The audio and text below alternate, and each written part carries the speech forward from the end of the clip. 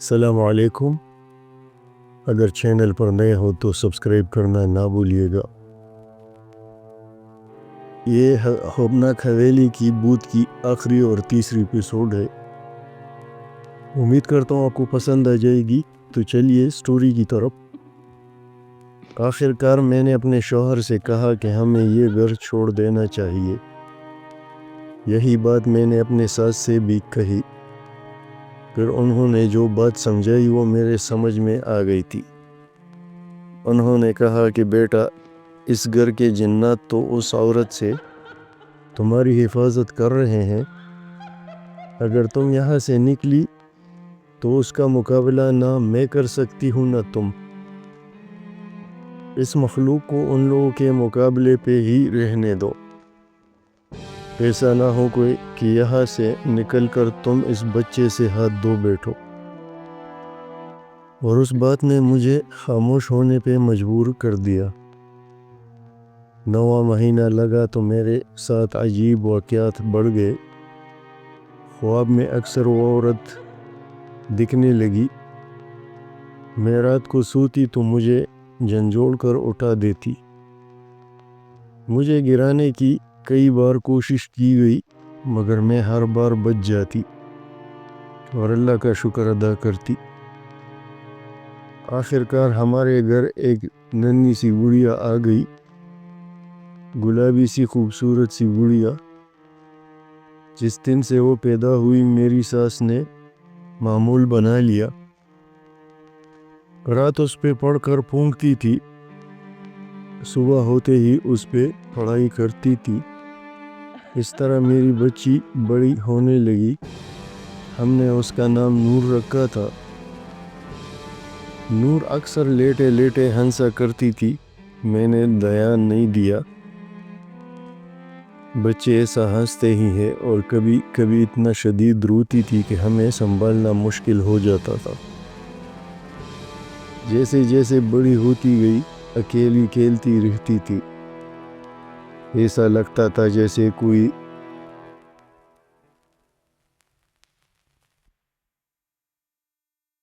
کوئی ہے اس کے ساتھ وہ کھیل رہی ہے۔ بولنے لگی تو توتلے الفاظ میں بتانے لگی، ماما وہ آنٹی گندی ہے۔ وہ بسرتے ہوئے بتاتی، کون سی آنٹی؟ میں جب پوچھتی تو کسی ایک کونے کی طرف اشارہ کر دیتی، وہ آنٹی۔ اور میرے دیکھنے پہ مجھے کچھ نظر نہ آتا۔ کبھی کہتی کہ میرے دوست مجھے کھیلنے بلا رہے ہیں، اور پھر اٹھ کر چل دیتی۔ سارا دن پورے گھر میں ایسی باغتی جیسے باغم دوڑی کا کھیل چل رہا ہو، اور خود باتیں کرتی تھی، تم نے مجھے دھکا دیا، تم کل آ جانا، میں تم سے ناراض ہوں، تم سب چپ جاؤ، میں ڈھونڈتی ہوں، میں تمہاری ماما سے شکایت کروں گی۔ کس طرح کی باتیں کرتی اکیلے کھڑے ہو کر۔ میری ساس نے مجھے منع کرا ہوا تھا کہ میں نور سے کچھ نہ پوچھوں، ورنہ وہ خوفزدہ ہو جائے گی کہ جو مجھے نظر آ رہا ہے وہ ماما کو نظر کیوں نہیں آ رہا۔ اس طرح بچی کے ذہن پہ اثر پڑ سکتا ہے۔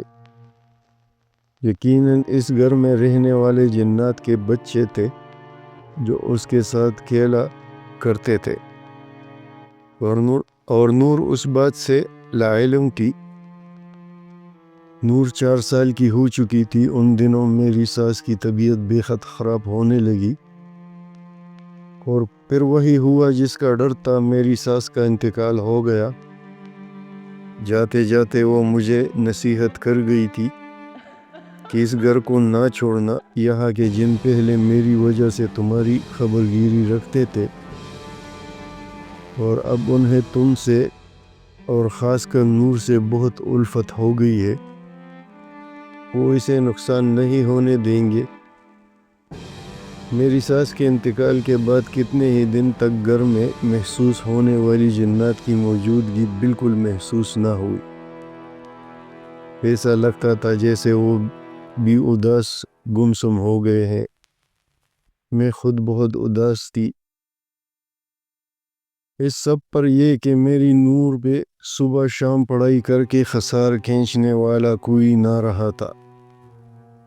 میں خود ہی آیت الکرسی پڑھ کر دم کر دیا کرتی تھی، مگر ماں تھی نا، ایک خوف تھا جو ہر وقت دامنگیر رہتا تھا۔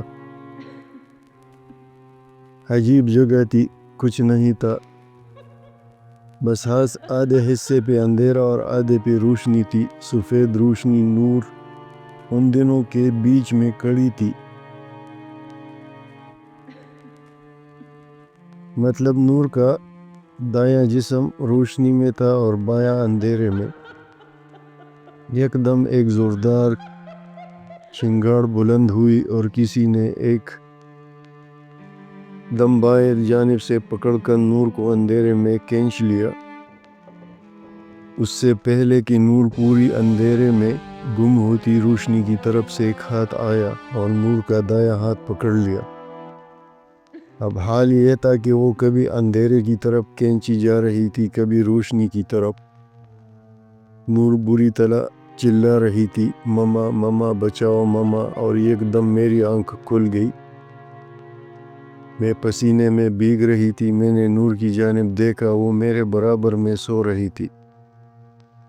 میں نے گھڑی دیکھی، مغرب کا وقت ہونے والا تھا۔ او میرے اللہ، میں دوپہر کی سوئی اتنا سو گئی، آج عصر کی نماز بھی قضا ہو گئی۔ اب میں سوچ ہی رہی تھی کہ ایک دم جھٹکے سے کمرے کا دروازہ کھلا اور جیسے کسی نادیدہ چیز نے نور کا پاؤں پکڑ کر گھسیٹا۔ نور دڑام سے بیڈ سے کھینچتی ہوئی گر گئی۔ میری چیخیں نکل گئی۔ اس سے پہلے کہ میں نور کو پکڑتی، کسی نے اس کی ٹانگ پکڑ کے کھینچی اور اب وہ زمین پر گھسیٹتی ہوئی کمرے سے باہر جا رہی تھی۔ کوئی اسے گھسیٹ رہا تھا اور نور بری طرح چلا رہی تھی۔ میں نور کے پیچھے بھاگی، وہ اب صحن میں آ چکی تھی۔ اب حال یہ تھا کہ نور آگے گھسیٹتی جا رہی تھی اور روتی جا رہی تھی۔ اس کی ٹانگ ہوا میں معلق تھی اور اس کے پیچھے میں بھاگ رہی تھی۔ پھر ایسا لگا جیسے میں کسی چیز سے ٹکرا گئی یا کوئی چیز مجھے ماری گئی ہے۔ میں دھڑام سے زمین پہ گری۔ میری بند ہوتی آنکھوں نے جو آخری منظر دیکھا، میری نور زمین پہ گھسیٹتی ہوئی لان میں کھلنے والے دروازے کی طرف جا رہی تھی۔ اس کے بعد میری آنکھوں کے آگے اندھیرا چھا گیا۔ میں بھاگتی جا رہی تھی، بھاگتی ہی جا رہی تھی۔ میرے پیروں میں نوکیلے پتھر چبھ رہے تھے۔ نہ جانے کیسی جگہ تھی، اندھیرے کے سوا کچھ نہیں تھا۔ پیروں سے سیال مادہ بہہ رہا تھا، چکنا چکنا، شاید خون تھا، مگر مجھے پرواہ نہیں تھی۔ اس وقت میرے دماغ پہ صرف نور سوار تھی۔ نور نور، ہائے کوئی میری بچی لا دو۔ میں چیختی چلاتی ادھر سے ادھر بھاگ رہی تھی۔ بھاگتے بھاگتے ایک جگہ رک گئی۔ میری نور مجھ سے بہت دور لیٹی ہوئی تھی۔ میں گرتے پڑتے اس کے پاس پہنچی۔ میں نے اسے بلایا، کوئی حرکت نہ ہوئی۔ نور، میں نے ناک کے پاس ہاتھ لے جا کر سانس چیک کی۔ سانس بند تھی، میرا دل بند ہونے لگا۔ نور، میں اسے بری طرح جھنجھوڑنے لگی۔ مما، ایک دم آواز ابھری۔ میں نے سر اٹھا کر دیکھا، نور کے جسم سے کچھ فاصلے پہ بھی نور ہی کھڑی تھی۔ میں حیران اسے دیکھ ہی رہی تھی کہ نور کے پیچھے سے وہی عورت نکلی جو اسے لے جانا چاہتی تھی، اور پھر اچانک اس نے نور کو دبوچا اور اندھیرے میں گم ہو گئی۔ نور میں پوری طاقت اور قوت سے چلائی تھی، پھر بھاگنا شروع کر دیا۔ دور کہیں بہت دور سے نور کی آواز آ رہی تھی، مما مما مما۔ یکدم میرا پاؤں مڑا اور میں کسی گہری کائی میں جا گری۔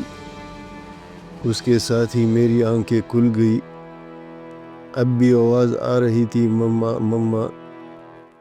میری نور میرے اوپر جھکی مجھے بلا رہی تھی، مما اٹھے۔ میں نے حیرت سے اسے دیکھا اور اپنی باہوں میں بھر لیا۔ مجھے ایسے لگ رہا تھا جیسے میری بند ہوئی سانسیں بحال ہو گئی ہو۔ میرے شوہر برابر میں بیٹھے حیران ہو رہے تھے کہ یہ ہو کیا رہا ہے۔ وہ لازمی بات ہے سارے واقعے سے انجان تھے۔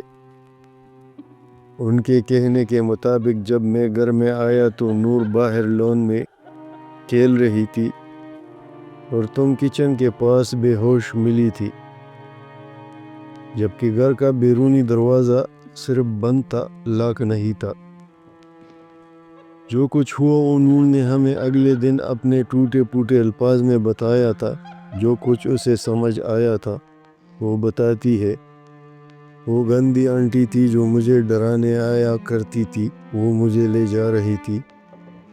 تب وہ انکل آئے تھے جو اوپر والے گھر میں رہتے ہیں۔ پھر وہاں لڑائی ہوئی تھی، پھر اس گندی آنٹی کو آگ لگ گئی تھی۔ انکل نے مجھے پیار کرا تھا اور کہا تھا کہ مما سے کہہ دینا کہ وہ عورت مر گئی ہے۔ مما مما، یہ مرنا کیا ہوتا ہے؟ نور بات بتانے کے بعد مجھ سے پوچھ رہی تھی۔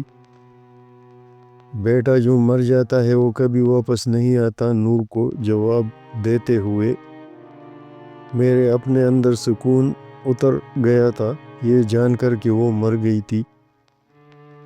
میرے شوہر بھی اس سارے واقعے پہ حیران تھے۔ ہم نے اللہ کا شکر ادا کرا اور اگلے 2-3 دن میں بہت سارا میٹھا اور کھانا بنا کر اوپری منزل پہ رکھ دیا تھا۔ یہ ہماری طرف سے شکریہ تھا جسے انہوں نے قبول کر لیا تھا۔ آج بھی محلے کی عورتیں بتاتی ہیں، تمہارے گھر کے اوپر منزل میں راتوں کو لوگ دکھائی دیتے ہیں۔ یہ بھوت حویلی ہے، اسے چھوڑ دو۔ مگر میں اس بھوت حویلی کو کبھی نہیں چھوڑوں گی، کیونکہ مجھے اور میرے شوہر اور بیٹی کو اس بھوت حویلی سے اور یہاں کے بھوتوں سے بے حد پیار ہے۔ یہ تھی آج کی کہانی۔ امید کرتا ہوں آپ کو پسند آئی ہوں گی۔ ملتے ہیں اگلے ویڈیو میں، تب تک کے لیے اللہ حافظ۔